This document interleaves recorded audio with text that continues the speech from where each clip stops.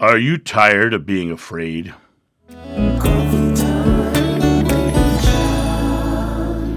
Hey guys, John here. Welcome to another Coffee Time with John. It's a pleasure to be here with you this morning. I want to talk to you a little bit about our society and how our society is designed to keep you afraid. People will, religions will tell you that you have to fear God. Well, if God is love, then, and no fear can exist in pure love, then religions that tell you to fear God are not of God, because they're telling you to be afraid. And God is love, and no fear can exist in pure love. So if it's fearful, it's outside of God.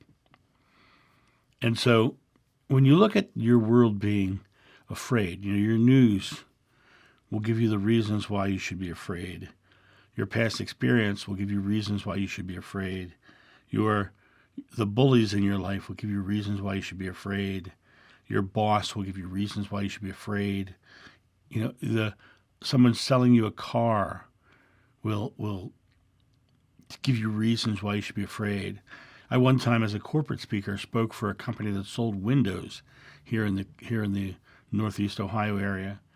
And when I spoke for the company, I was talking to them about their sales, and the one guy was literally telling his people he was selling to, I wouldn't have windows like that in my house. My children would burn up in a fire because they couldn't get out. Whatever. I wouldn't risk it. Right? He was putting the fear into people about their windows so that they'd buy windows. The world is designed to put us in fear. I was telling someone the other day, back in the 70s, we used to ride in the back of pickup trucks. Right? We didn't have seatbelts. We didn't wear them. Seatbelts were an option you could get in cars. It was a very different world. We have this world of fear. But every day we wake up into this world and we don't want to go out, or sometimes we'll keep ourselves stuck home and we'll hold on to this space. And we'll say, okay, I'm protecting myself, or I'm putting up boundaries where I feel like I need to be alone at home and not go out in the world and be seen. A lot of times, the world just seems so oppressive all the time. But the way we react to the world is a choice. The way we live into the world is a choice. And when we take this world and we say, okay, I am creating a loving world. I am doing something different. I have walked out into the world and I've just walked up to people I've never talked to before, laughed with them, joked with them, had great conversations with them. I walked up with a smile without fear.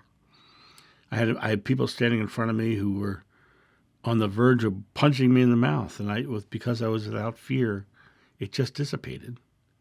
It just dissipated. Being the peacemaker created peace, and they inherit the earth, right?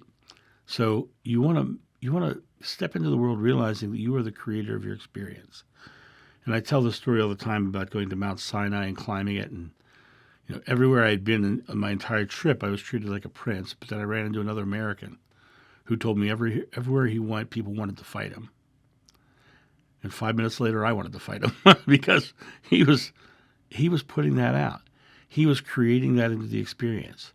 You get to create your environment. You get to create the experience around you. You can't change the world. You can't take people out of fear, because they have to make that choice themselves. But to make that choice, they have to see prime examples of what love can be and what joy can be. And if you're tired of being afraid, then take a breath. Exhale. Shut off the news. Because you can get all the news in the morning in under 5 minutes. Because all they do all day long on the news is recap the same stories over and over again from different angles. If you have to watch news, which I highly suggest you don't, if there's something hugely important, you'll find out about it. But if you have to watch news, I would say watch it for a maximum of 15 minutes and then turn it off. Because you're just going to ruminate in the the struggle of what's happening in the world, and they're just going to regurgitate. The interesting thing is they'll tell you how terrible it is, but we've never had a moment in life or a struggle in life that we haven't overcome. We've never had one. We've never had one. Remember that. It may seem tough at that moment, but it only seems it. How you react to the world is dependent upon what your belief is about it. And if you believe that you just are going through life easily, you will then have an experience of an easy life. But you have to be the one to step into the role of creator of your experience and release fear. Fear is just an emotional reaction to a future event that may or may not happen, with you focused on a negative outcome. Fear is simply negatively focused uncertainty. And all you need to do is realize all your fears are not rooted in your present moment and are dependent upon you having a negative outlook. They're dependent upon it, because if it's something in the future that hasn't happened yet, then you have to be focused on a negative outcome for you to be afraid. You have to be focused on the negative outcome for you to be afraid. If you're focused positively, you wouldn't be afraid. If you were focused joyfully, you wouldn't be afraid. You're looking at the future and you're going, okay, this is the way it's going to be. But we've never not come through. We've always come through in some form. And when you drive to work in the morning, you might, if you commute a long distance, you might pass 1,000 cars on the road. But maybe once a day you might see somebody over on the side of the road with a flat tire or a fender bender. But tonight on the news, that fender bender is going to be on the news, because that's the bad thing. That's the anomaly that happened. But the reality of it is, the miracle that happened in this world was that 999 cars made it safely to their destination without a problem. That's miraculous. That's what the world is. It's a place where it's predominantly positive. But your experience of that world, that predominantly positive world, is based solely upon your choice to be focused on the negative. You can change that by just changing your focus.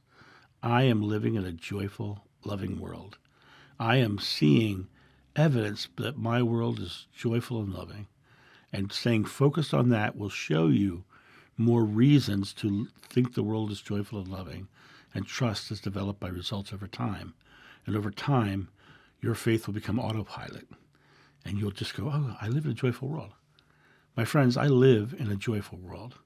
I live in a world surrounded by people whom I love and people who love me in return. I am surrounded by people and experiences, and every day I get a new reason to smile. And it's only because that's what I'm creating into my world. But you have to realize we live in a multiverse. And it's not the multiverse of the Marvel comics or the DC comics. It's the multiverse of my universe is beautiful. But somebody else's might be fearful. Somebody else might be living. That guy on Mount Sinai, everybody wanted to fight him because the universe that he was creating was violent and unloving. Everywhere I went, I was treated like a prince. And a man climbed up Mount Sinai an hour and a half to give me a coat because he thought I'd be cold. And that's how I was treated in Egypt. It really comes down to if you want to stop being afraid, then you need to stop focusing negatively. Start focusing positively. Create a positive universe around you. Make your part of the world shine so bright that others start to notice, and then they have the opportunity to use you as the example to change the world. You guys have a great day, and I'll talk to you soon. See ya. Bye. Thank you so much for watching. The John of New channel is solely funded by your generous donations and purchases of private readings and merchandise. To help out, go to johnofnew.com or use the donation link in the description below. Don't forget to like, subscribe, and share.